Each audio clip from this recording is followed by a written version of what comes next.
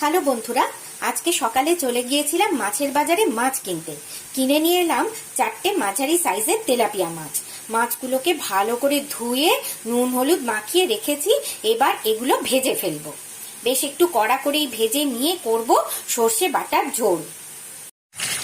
আমার তেলাপিয়া মাছ ভাজা হচ্ছে। একটা একটা করেই ভাজছি, কারণ কড়াইটা আমার একটু ছোট, দুটো করে দিলে একটু ভেঙে যেতে পারে। তাই আমি একটা করেই মাছ ভাজছি। এইভাবে পরপর 4টে মাছই ভেজে নেব। এদিকে আমার মাছ ভাজা কমপ্লিট। মাছ ভাজতে ভাজতে আমি সর্ষে বাটা তেলাপিয়ার জন্য প্রয়োজনীয় মশলাগুলো রেডি করে ফেলেছি। নুন হলুদ গুঁড়ো লঙ্কা গুঁড়ো একটু জলে গুলে রেখে দিয়েছি। এদিকে একটু অল্প টক দই আছে, কারণ আমি একটু সর্ষে বাটায় টক দই দিই। আর এখানে আছে সর্ষে পেস্ট, এই দিয়ে আর কাঁচা লঙ্কা, এই দিয়ে আমার তেলাপিয়া সর্ষে বাটা হয়ে যাবে। আমার তেলাপিয়া মাছের সর্ষে বাটা দিয়ে ঝোল ফুটছে, আর খানিকক্ষণ বাদেই রান্নাটা শেষ হয়ে যাবে। নামিয়ে কড়াই থেকে আমি তোমাদের দেখাচ্ছি। এই যে তৈরি হয়ে গেছে আমার তেলাপিয়া মাছের সর্ষে বাটা।